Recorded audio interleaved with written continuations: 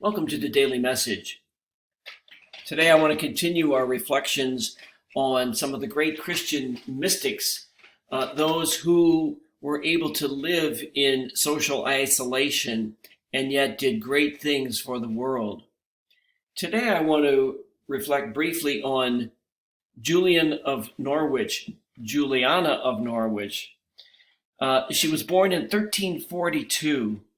She was an English mystic and a recluse. And one of the most interesting things I saw about her was that hers was the first book in the English language ever published by a woman.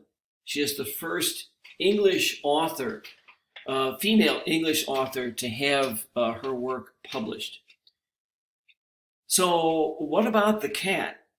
Well, I didn't know what the cat meant either, and so I had to look it up. It turns out that the only companionship Juliana ever had was her cat.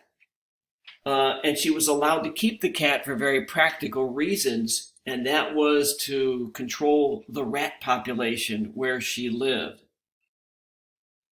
So anyway, some quotes from Juliana of Norwich.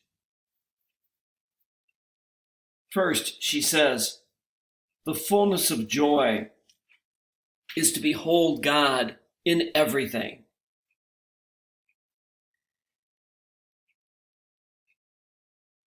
Second one, pray inwardly, even if you do not enjoy it. It does good, though you feel nothing. Yes, even though you think you are doing nothing. And finally, the quote for which she is most well known. All shall be well, and all shall be well, and all manner of things shall be well. I hope you all are well today. Have a great day.